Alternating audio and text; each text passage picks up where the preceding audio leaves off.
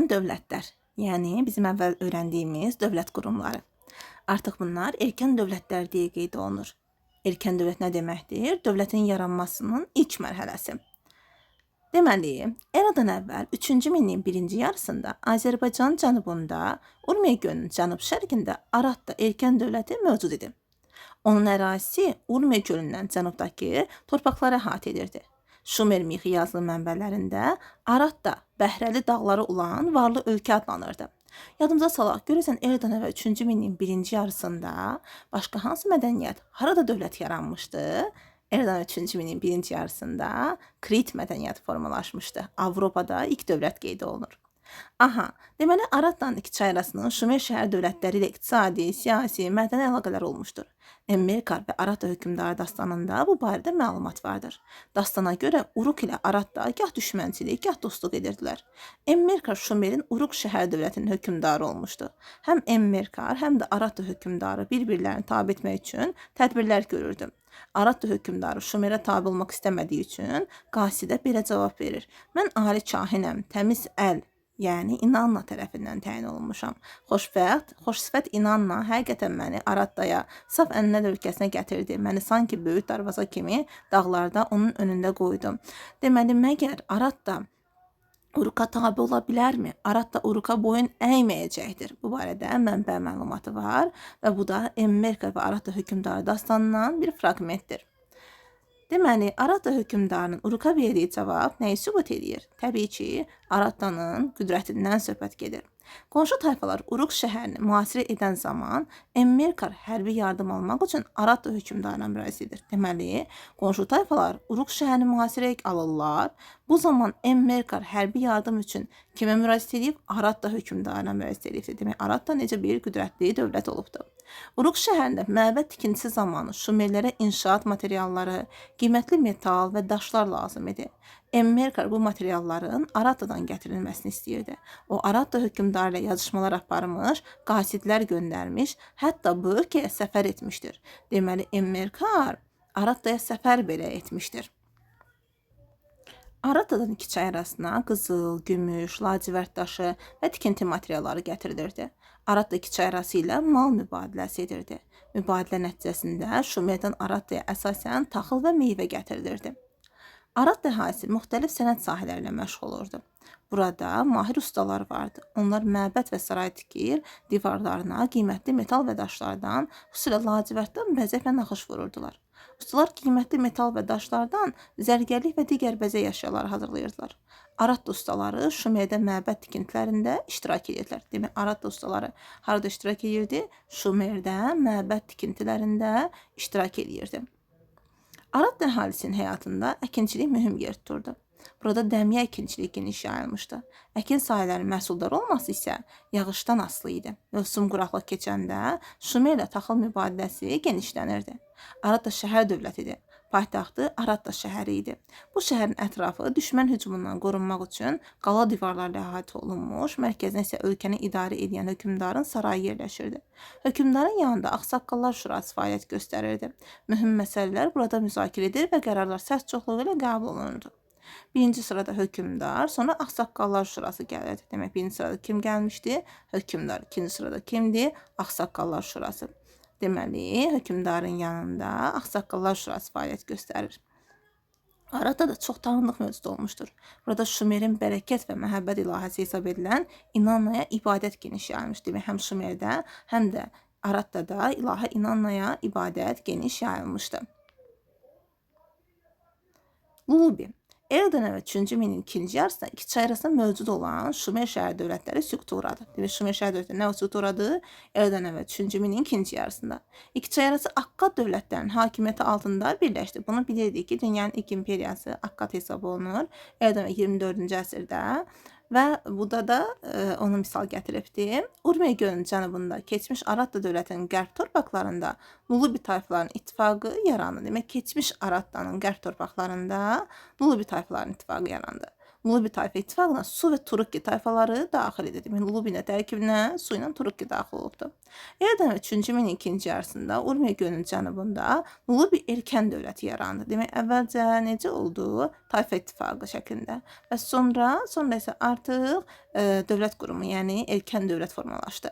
Onun ərazisi şimalda Urmiya gölündən cənubda Diyala çayına qədər çatır. Demək, şimalda Urmiyadan cənubda Diyala qədər çatmaq. Bu bir ilin qəbul sualı olmuşdu. Ərazi baxımından düşmüşdü. Demək, burada xəritədə diqqət edəsək, Aşur dövləti, Akkad dövləti, Şumer dövləti iki çay arasında, yəni Dəcə və Fərat çaylarının arasında yerləşir, gördüyümüz kimi. Aha.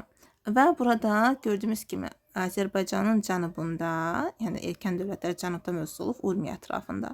Urmiyanın qərbində Kutilər, Urmiyanın cənubunda Lulubilər, Turuqqilər burada mövcud olmuş tayfalar olubdur. Təbii ki, iki çay arasında yaxın olduğuna görə onların əlaqələri də geniş olubdur. Eradan 3-cü min 2-ci yarısında Akkad hökmdarları Lulubi ölkəsinə işğalçı yürüşlər etdilər. Lulubilər öz ölkələrini Akkad işğallarından qorumaq üçün uzun müddət mübarizə apardılar.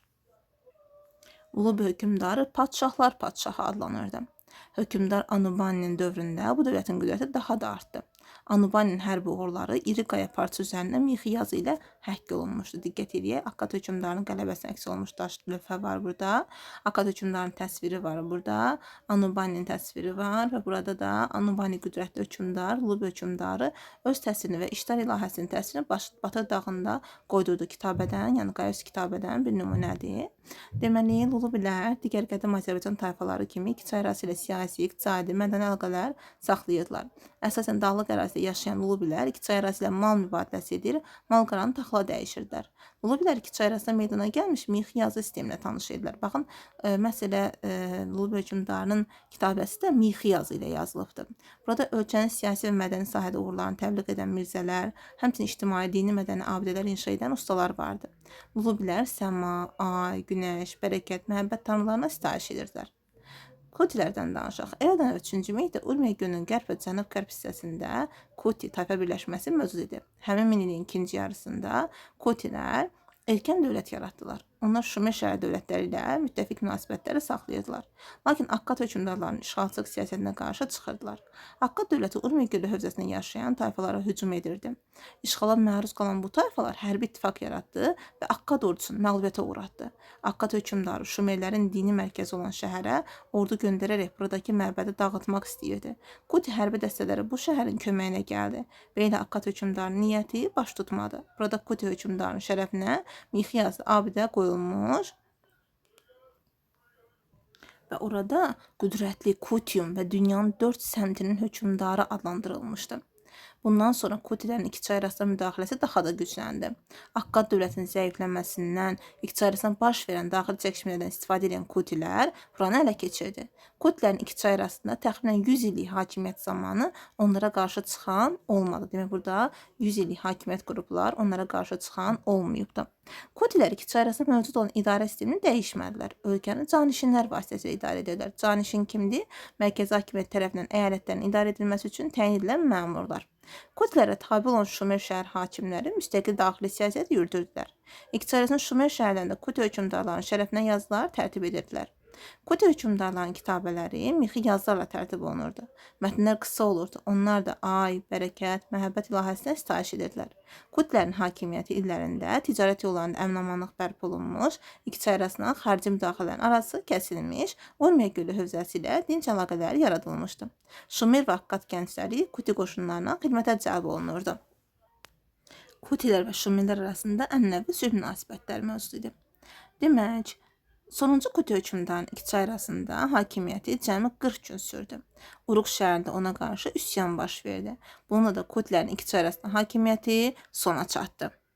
Burada da diqqət edək, Kutilərin iki çay arasındakı siyasi fəaliyyəti var, mədəni fəaliyyəti var. Əgər siyasi fəaliyyət deyirsə, yəni oranı tutmağı, işğalı, oradakı belə deyək də idarəçiliyini deyə bilərik. Amma mədəni fəaliyyət deyirsə, oradakı mədəniyyətdən söhbət gedir. Demək, diqqət edək bunlara. Eradan 3-cü minilliyin sonlarında Kuti və Lulubi erkən dövlətləri süquta uğrayaraq xırda vilayətlərə parçalanmışdır. Turukki və Su tayfaları. Eradan 2-ci minin əvvəlində, baxın, diqqət edin, Turukkilərlə bağlı qəbula dəfələrlə suallar düşüb və onlarla bağlı olan hadisələr digərlərindən fərqli olaraq 2-ci minliyə aiddir. Yəni buna fikir verək. 2-ci minin əvvəlində Urmiya gölü hövzəsində yaşayan Turukki və Su tayfaları siyasi fəaliyyətə başladı. Onlar əvvəlki dövrlərdə Aradda, sonra isə Kuti və Lulubi erkən dövlətlərinin tərkibinə daxil idi. Bu dövlət qurumları süquta uğradıkdan sonra Turukki və Su tayfaları müstəqil surətdə İki-Çay hadisələrinə qarışmağa başladı. Turukkilərin hücumları İki-Çay şimalında yaranmış Aşur dövlətinin sərhədlərində təhlükə yaradırdı. Aşur hökmdarı Turukkilərə qarşı hərbi yürüş təşkil edir, lakin bu tayfaların müdaxiləsinin qarşısını ala bilmirdi. Burada da mənbədə verilibdir ki, Turukkilər Aşurların nəzarəti altına alan Şuşara vilayətinə yerləşdilər. Şuşara inzibati hərbi mərkəzi idi, qədim Azərbaycan qonşu olan torpaqları təşkil edirdi. Turukkilər bu əraziyə iddia edirdilər. Yerli əhali də Turukkilərin hakimiyyətinə meyil göstərirdi. Bu dövrün hadisələri göstərir ki, Turukki, Su, Kuti, Lulubilərin yeni tayfa birliyi meydana çıxmışdı. Onlar Şuşara uğrunda Aşur ilə gah mübarizə aparır, gah da münaqişələri sülh yolu ilə həll edirdilər. Bu arada rast kəsilməyən hücumlar nəticəsində Aşur dövləti zəiflədi. Eradan 2-ci minin sonlarında Aşurun qüdrəti yenidən artdı. Kutu, Lilubi, Turukki, Su tayfaları Aşurun işğalçılıq siyasətinə qarşı çıxır, müstəqillik uğruna mübarizə aparırlar. Xırda vilayət hakimləri Aşura qarşı müqavimət göstərməkdə çətinlik çəkirdilər. Tez-tez baş verən hücumlar qədim Azərbaycan tayfalarının yenidən dövlət halında birləşməsini zəruri edirdi. Eyni zamanda 10-cu sinifə diqqət eləyək. Eradan 3-2-ci minillikdə Urmiya gölü hövzəsinin Lulubi, Kuti, Su, Turukki tayfaları Arazdan şimalda Naxçıvan və Milli Qarabağ ərazisində Naxç, Gərgər, başqa tayfalar yaşayırdı. Bu tayfalar haqqında ilk məlumatı Şumer dastanları, Şumer Akkad Mixyazlı mənbələri verir. Böyük tayfa birliklərinin erkən dövlət qurumlarına çevrilməsi də həmin dövrə təsadüf edir. Mixyazlı mənbələr şərq ölkələrinin bir neçə minillik tarixini işıqlandırır. İlk tayfa ittifaqları keçmişdə Azərbaycan cənub-qərb torpaqları Mesopotamiyanın inkişaf etmiş quldar cəmiyyətləri ilə qonşuluqda idi. Bu amil ölkəmizin şimali ilə müqayisədə cənubunda iqtisadi, siyasi, mədəni proseslərin daha sürətli getməsinə zəmin yaratmışdı.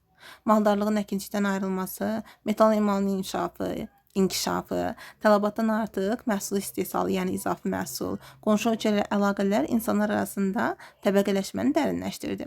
Münbit torpaqlar və var dövlət uğrunda şiddətli mübarizə gedirdi. Belə şəraitdə qohum tayfaları birləşib iri tayfa ittifaqları yaradırdılar. Bir-birinin qonşuluğunda yaşayan bu tayfalar ümumi mədəniyyətə malik idilər. Onlar bir dildə yaxud da bir dilin müxtəlif ləhcələrində danışır, eyni tanrılara sitayiş edirdilər. Urmiya gölü ətrafında Kuti, Lulubi kimi böyük tayfa birlikləri formalaşmışdı. Su və Turukki tayfaları Lulubi tayfa ittifaqında birləşmişlər. Azərbaycan ərazisini yaranan iri tayfa ittifaqları tədricən erkən dövlət qurumlarına çevrilirdi. Onlar müəyyən əraziyə, orduya, xəzinəyə və hökmdara malik olub, qonşu dövlətlərlə iqtisadi, siyasi, mədəni əlaqələr saxlayırdı. Xəritələrə diqqət edək. Baxın, Aradda, Urmiya gölünün cənubunda, Lulubi ilə cənubda, Kutilər qərbində, Urartular.